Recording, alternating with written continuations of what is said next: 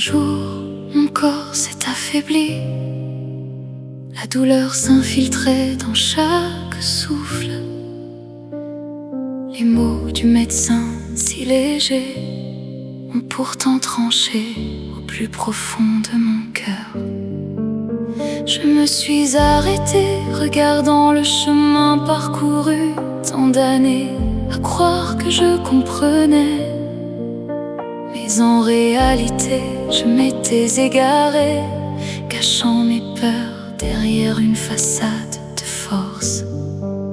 Quand il ne reste plus rien à quoi s'accrocher, une douce voix s'élève du cœur.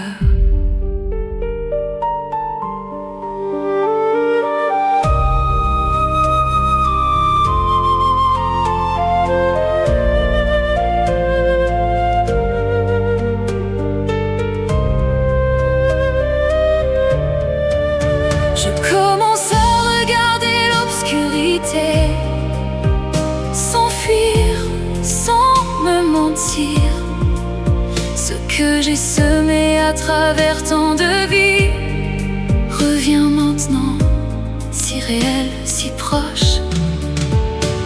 J'apprends à me pardonner pour ces jours vécus dans l'ignorance. Les larmes ne sont plus une faiblesse, mais le chemin qui me ramène au cœur.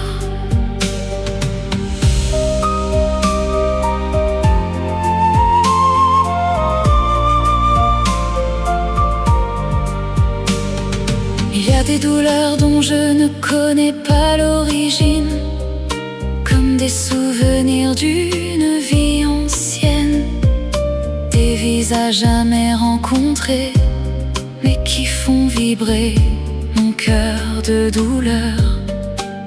Je me suis demandé pourquoi moi, pourquoi la vie accumule-t-elle tant d'épreuves. Puis dans le silence, j'ai entendu au fond de moi que rien n'arrive sans raison. Quand j'ai cessé de tout combattre, c'est là que j'ai commencé à comprendre.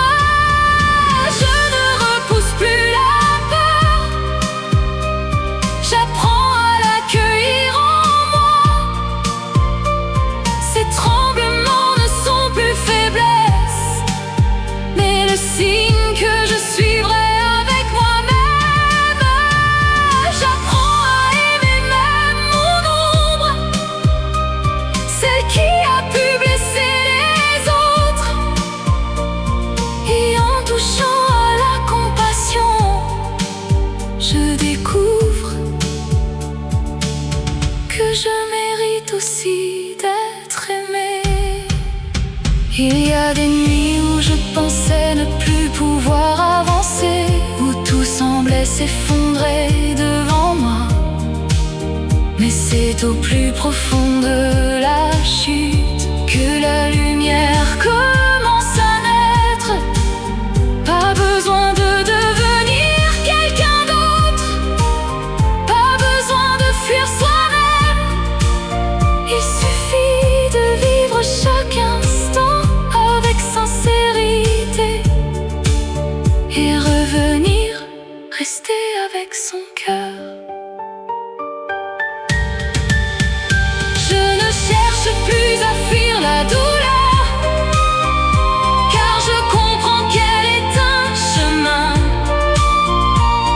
Chaque blessure est un éveil qui me rapproche un peu plus de l'amour.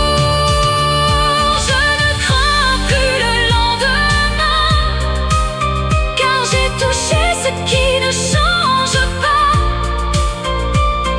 Un cœur capable d'aimer tout, sans condition, sans jugement, simplement.